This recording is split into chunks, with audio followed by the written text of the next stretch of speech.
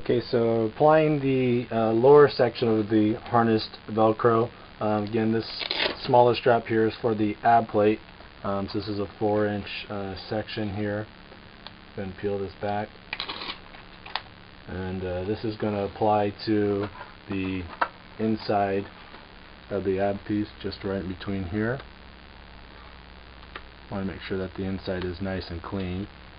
Lay that in there flat. And then just compress it down. Alright. So then when you're wearing it, this is what's going to connect underneath and keep the ab plate from riding up. Okay. And then for the thighs, I've cut a little bit longer strip. This section is about 4 inches. This is about 6.5, or about 6 inches, somewhere in between there.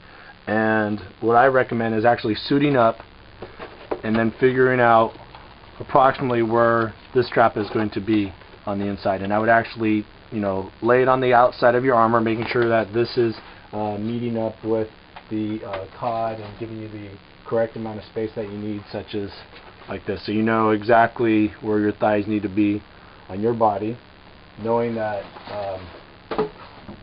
this is obviously going to be going around your hips. So the length of this is really depending on your body. So I would suit it up, figure out where the thighs need to be, then mark it maybe on the outside of your armor, and then measure the length of where that needs to be. So then you can figure out, okay, maybe it starts at 2 inches or 3 inches or whatever works for you, and then mark that on the inside, and then place your Velcro on the inside, somewhere around here.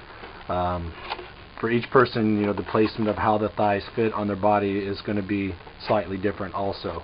So that's what I would recommend, again, is to suit up, actually figure out where this is going to go, and then apply the Velcro.